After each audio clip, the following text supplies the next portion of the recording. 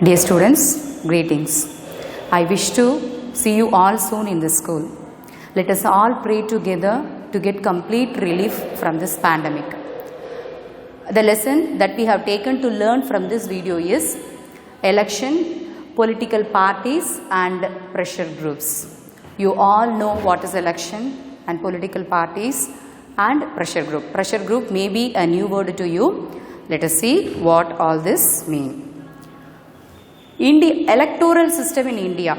The electoral system of India is adapted from United Kingdom, that is from England. India is a socialist, secular, democratic republic. What is a secular? We know what is socialist. Secular, what is secular? Secular means it doesn't show any concern for any particular religion. All religion are equal in India. It is treated equally. All the religion are treated equally in India. That's called secular. India is a secular country. So we can call our India as a secular country. Then democratic republic. What is democratic? Democratic means the government of the country is elected by the people, by its people. That is called a democratic. There is no much difference between democratic and republic. Republic means a country that has an elected government and elected leader is called a republic. So India is both democratic and republic. Okay. Now let's know what is elect. Elect means to make decision. Okay, to make decision or to select is called elect. Now, let's see the articles. Okay, articles 324 to 329. You all may have the doubt what is articles. Actually, our constitution. Constitution means, Arasiyal Sasanam, according to the constitution only, the government should be governed. Okay, the country should be governed. So, a country should be governed according to the rules and regulations given in the constitution.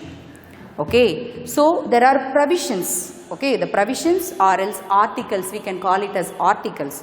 Totally, there are 395 articles and 22 parts and 8 schedules when it was commenced.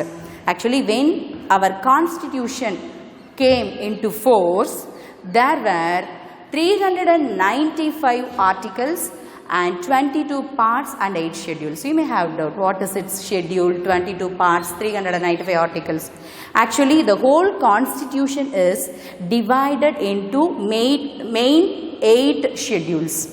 So further, the 8 schedules is divided into 22 parts. So those 22 parts further divided into 395 articles. So in the constitution, it is given, that if any change is needed, we can do so. Okay, we can make law or we can change any law that is given already there, or we can remove certain law if those law is considered and is not beneficial to the people. So in order to the beneficial of the people, everything is for the people, in a democratic country, everything is for the people. So for the beneficiary of the people, we can change or remove some laws, or we can add some law. That is called amendment. So at present, there are 448 articles are there in our constitution and 25 parts and the same 8 schedules. So now I hope that you all understand what is constitution and what is article, parts and schedules. Next, let's see. Let's all know when we celebrate our Voters' Day. We celebrate our Voters' Day every year. 25th January we celebrate our Voters' Day. So next let's see about nota. So nota means none of the above. Nota means none of the above. Okay, actually nota was introduced in the year 1961 according to the election rule 49O. This is the rule number 49O. Nota was introduced in the year, actually it was brought in the year 1961. So, but it was brought in the year 1961 but introduced in the common election, general election of 2014. So, India is the 14th country to introduce nota in the world level. So, I hope that all of you know what is nota. Nota, none of the above.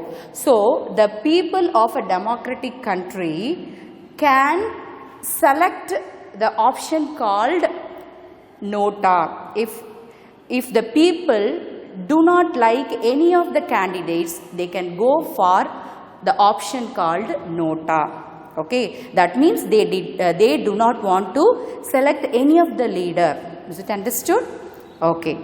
Next, so let's come again to the point. Article 324 to 329 in part 15 of the Constitution make the following provision with regard to the electoral system in our country. Article 324 of the Indian Constitution provides for an independent election commission. So why it is provided an independent election commission? Because it should not be intervened by any political parties or by any other persons. So it should act freely. Only then it can conduct fair and free elections in the country. That is why in the Constitution itself it is given freedom, okay, independence to conduct election in our country. So our election commission is a independent commission. It consists of chief election commissioner and two election commissioners, chief election commissioners along with two more election commissioners. Constitution of India came into force 26th January 1950. So already I told you that election commission, our Indian election commission is an independent body. No intervention, it cannot be intervened by any political parties. Now let's see, the parliament also may make provisions. Make provisions means can make law. Provisions with respect to all matters relating to elections to the parliament, including the preparation of electoral rolls, the delimitation of constituencies and all other matters necessary for securing their due constitution. What is delimitation of constituencies? Delimitation means the process of act or process of fixing the borders, fixing the limits is called delimitation. Constituency in Tamil we can call it as Togudigal. So in India there are 543 constituencies in India. So it is mainly based on the population. Population is the main basis for the constituencies. Allocation also is done according to the population of particular place. So as far as possible, every state gets representation in the Lok Sabha in proportion to its population as per census figures. So now I hope that you understood what is delimitation of constituencies. Fixing of limits or boundaries is called delimitation of constituencies. Now let's see the types of elections in India. Before that, I like to say about Kudavolai system. The election, we have In modern world we have elections, but in the Chola period, in the ancient time, in Chola period itself, we had election system which was called as Kudavolai system. In this process, the people would write their preferred candidates, the name of the preferred of their choice, their preferred candidates, their name on a palm leaf, and would put the leaf, inside a pot which is called kudam. In Tamil, kudam, pot, a mud pot. So that was called as Kudavolai system. It was existed in Chola period. So next, let's see types of elections in India. There are two types of elections in India: direct election and indirect election. So the leaders or the candidates directly elected by the people is called direct elections. Okay.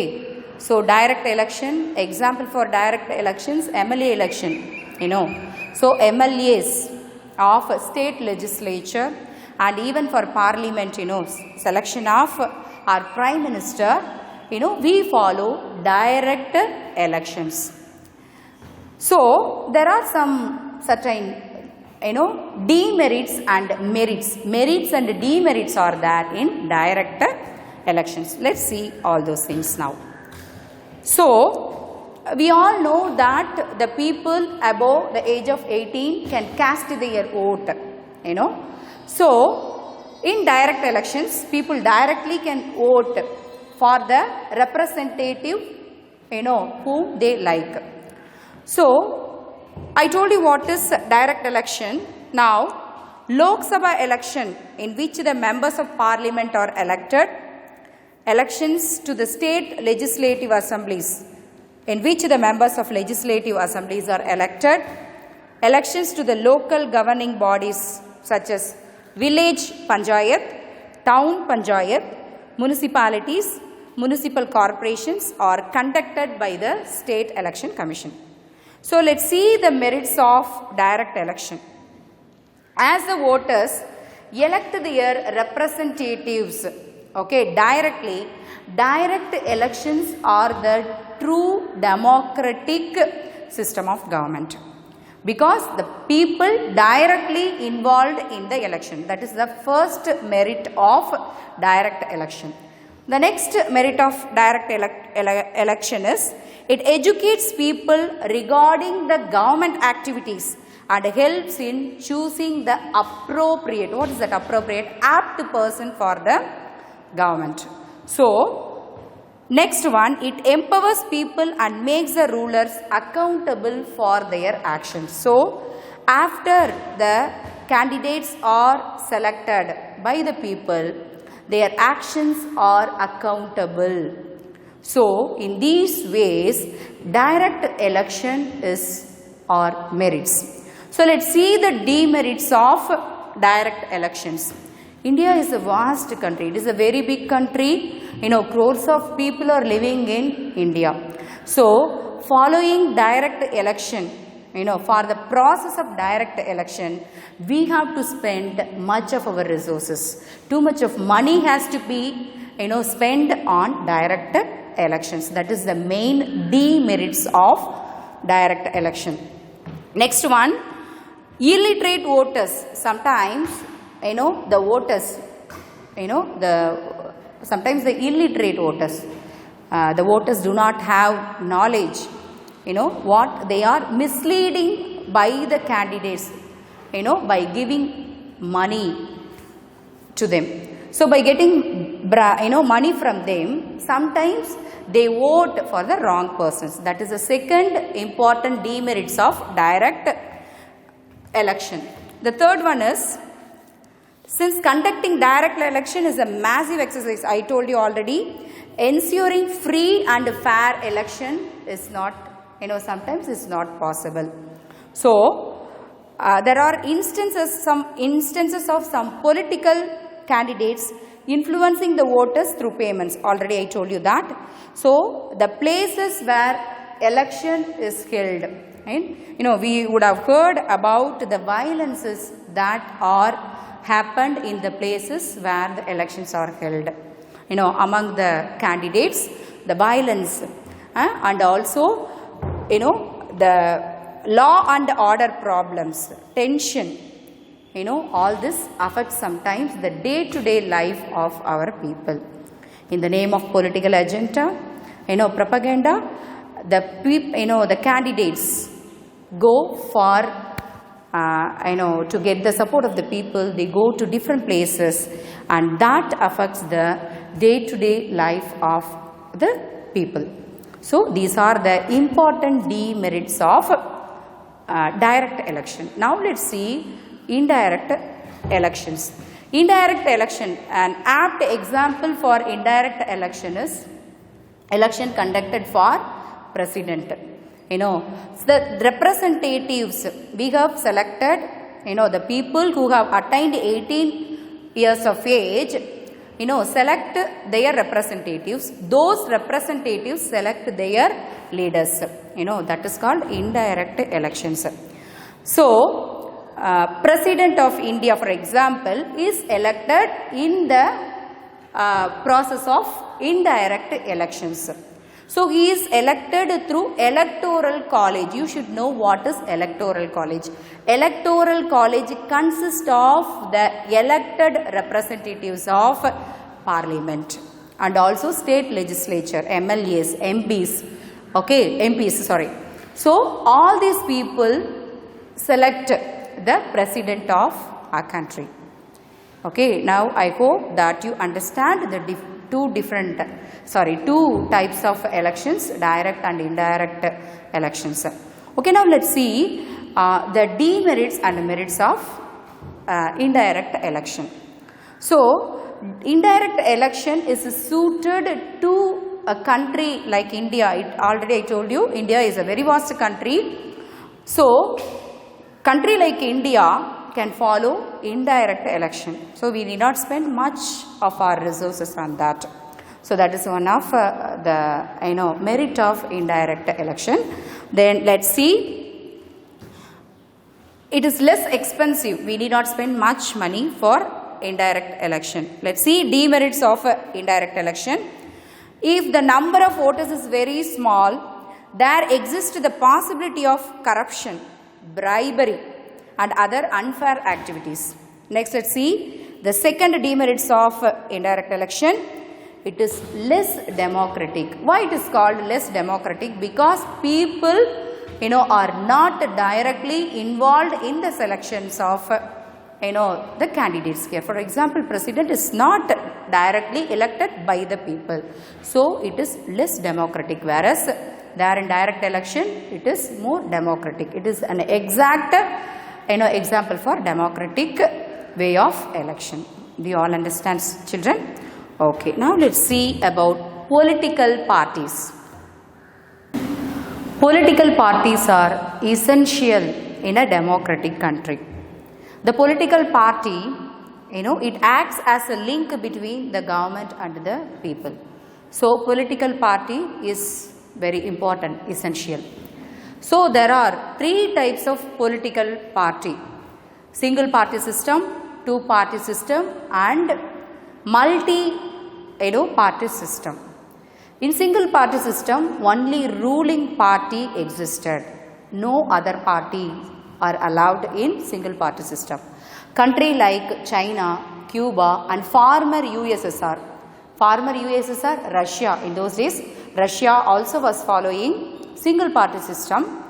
Okay. So, but even at present, China and Cuba, still it follows single party system. So, what is double party system or two party system? So, here in two party system, only two parties are existed: the ruling party and the opposition party. Okay, countries like USA and UK, England, follows, two party system. Multi-party system, more than two parties existed, is called multi-party system. A best example, India. India follows a party system. Here we have so many parties, political parties, So the third one, multi-party system. India is the best example for multi-party system. So many parties are existed in India. We have so many parties in India. Along with India, other countries are also there. Sri Lanka, countries like Sri Lanka, France and Italy, all these countries follow multi-party system. So let's see the national parties and state parties, parties of India, national parties and state parties of India. So how national party is recognized in India and how state parties is recognized in India. Let's see. So in India we all know that there are 29 states and 7 union territories. Yes or no? So among the 29 states, at least a national party should have been recognized at least in 4 states. So among the 29 states, at least in 4 states, a national party, a particular party should have been recognized. Only then it is called as a national party. At present there are 7 national parties in India. It was, in the year 2017, according to the, what is that? 2017, there are 7 national parties existed in India. So, every party in the country has to register with the Election Commission. That is an important process. Then the Election Commission, while the Commission treats all the parties equal, so to the Election Commission, all the parties are equal. It should not show any partiality to any particular party. So, it offers some special facilities. The Election Commission offers some special facilities to state and national parties. These parties are given a unique symbol. Only the official candidate of the party can use the election symbol. Okay. So, now I hope that all of you know what is national parties. Now, let's see the state parties. State parties, or otherwise it is called as regional parties. Okay. So, all other major parties are called state parties. So, Election Commission, there are commonly referred, these state parties, already I told you, are commonly referred as regional parties. A party is recognized as a state party by the Election Commission of India based on certain percentage of votes secured or a certain number of seats won in the Assembly or Lok Sabha elections. So, already I told you the recognition of the parties. Now, let's see the functions of political parties. Parties contest elections. In most democracies, elections are fought mainly among the candidates put up by political parties. Parties put forward their policies and programs, before they contest, before they get into the process of election, they should put forward their policies. What are the policies they have to enforce after, they come into, once they won in the election. So, that has to be as a political propaganda. They have to put forward their policies to the people. That is important. Then, parties play a decisive role in making laws for a country. Formally, laws are debated and passed in the legislature. Parties form and run the governments. So, after the election, the party which won in the election form the government and run the government. So, those parties that lose in the elections play the role of the opposition to the party or a group of coalition parties. So, I told you that the party which won in the election will form the government and run the government, but the other parties, will become the opposition party. Opposition party, the role of opposition party is very important in a democratic country. Coalition government, you should know what is coalition government. Koottani, joining of many parties into one. Joining of some two or more party, to a main political party is called a coalition, party. Koottani Katchigal. Is it understood? So, let's see the role of opposition parties in a democracy. I told you that the function, the role of opposition party is very important. So it acts as a link between the people and the government. Okay, how? Let's see. In a democracy, there may be two-party system like in the USA or a multi-party system like in India and France. See, USA and India, in USA I told you that there are only two-party system followed, but in India multi-party system followed, but USA also a democratic country and India also a democratic country. So, two-party system or multi-party system doesn't matter, but democracy can be followed by any country if they like. Okay, then the ruling party may have received the mandate of the majority people and the opposition party represented the remaining people. The leader of the opposition party occupied a prominent place in all democratic forms of government. He enjoys the rank of a cabinet minister. Opposition party leader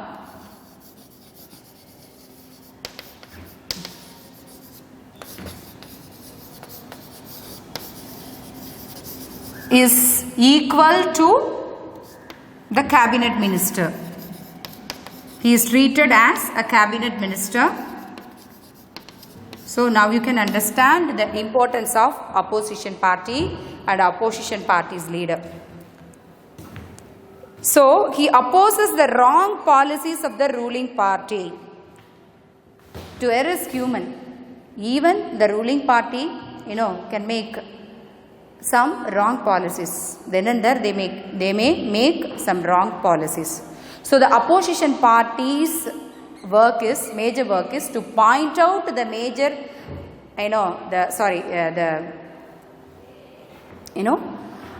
opposition, the ruling party's wrong policies. It should be pointed out by the opposition party.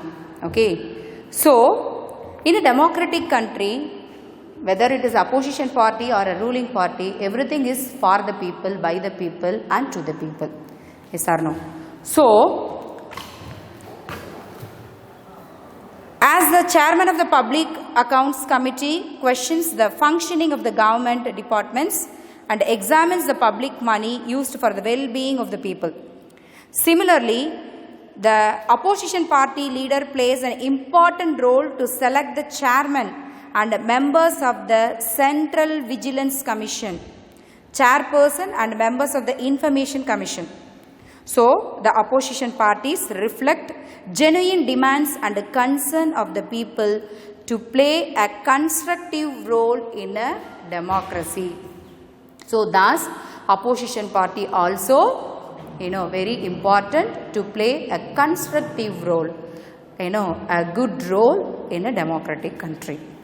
Pressure groups, otherwise it is called as interest group or vested group. It was started in USA.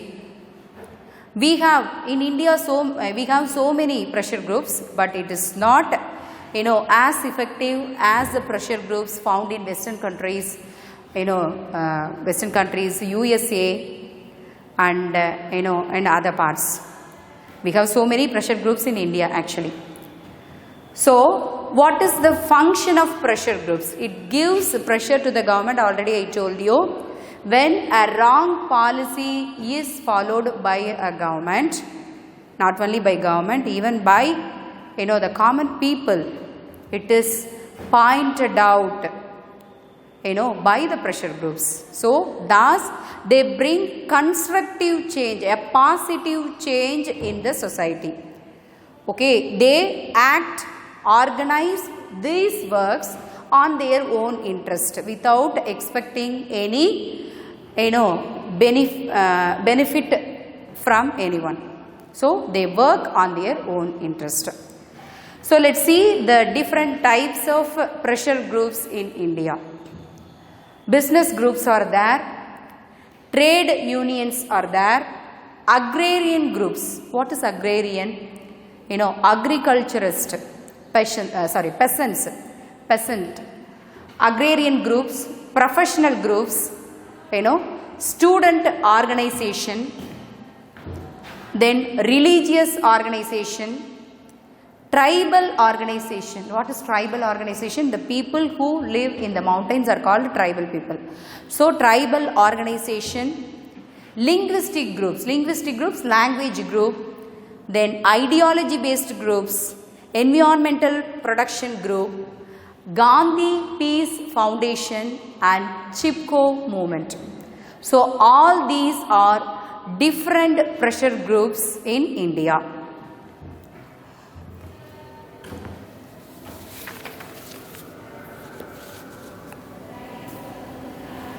So other examples for pressure groups: Federation of Indian Chamber of Commerce and Industry, FICCI, All India Trade Union Congress, All India Kisan Sabha, Indian Medical Association, All India Students Federation, All India Sikh Students Federation, Young Badaga Association, Tamil Sangam, Tamil Nadu Vivasayigal Sangam, Narmada Bachavo Andolan. So all these are other examples for pressure groups. So their political participation, the pressure groups' political participations, their educational participation and their policy formulation, let's see now. So first, political participation of pressure groups. It can be called the informal phase of politics. They exert the political, pressure groups exert influence precisely by mobilizing popular support through activities such as petitions, marches, demonstrations and other forms of political protest.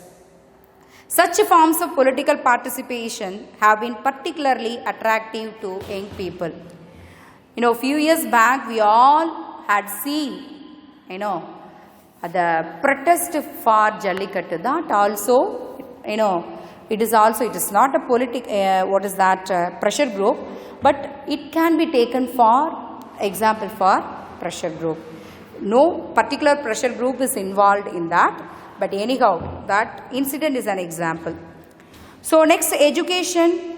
Many pressure groups devote significant resources by carrying out research, maintaining websites, commenting on government policy and using high-profile academics, scientists and even celebrities to get their views across with an emphasis to cultivate expert authority.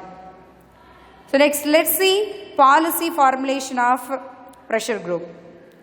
Though the pressure groups themselves are not policy makers, yet it does not prevent many of them from participating in the policy making process. Many process groups are vital source of information and render advice to the government, and therefore they are regularly consulted in the process of policy formulation. So now we have seen the participation of political parties in India and where it was started and how far it is, its influence in India. So now let's see mobilization and people's participation. What is that mobilization? Involvement of people. As a people, we have our responsibility. We have to involve ourselves in the constructive activities of society. Only then it will lead to a good government. It will lead to a good society. We should not involve in any violent activities. So, as a citizen of a country, we have this great responsibility. We should know how to carry out ourselves with, how to get along with the people, constructively, and also involve in so many constructive programs and giving support to the government policies. As a citizens, we have to follow all this. Democratic participation of the people. Times like tsunami, floods and famine, people should not expect, each and every time we cannot expect the people, the authority, those who are in the authority, we should not expect them. So immediately we should get into action to get relief for the people, for other peoples. So we will get the relief from the authority, but before that, we should get into action. As a people, we should do that. So democracy can succeed only when smaller local groups, and in fact every citizen can take action that supports the tax and revenue collection system, observation of national norms in environmental production, cleanliness, health and hygiene, sanitary drives and immunization programs like polio. However, we should keep in our mind, as I told you already, to create a better society, we have to do our part. We have to involve ourselves in a constructive activities. Dear children, I hope this video will help you to understand the whole lesson of the civics. See, dear children, we have great responsibility to keep ourselves safe and to keep our dear ones safe. So, thanks for watching.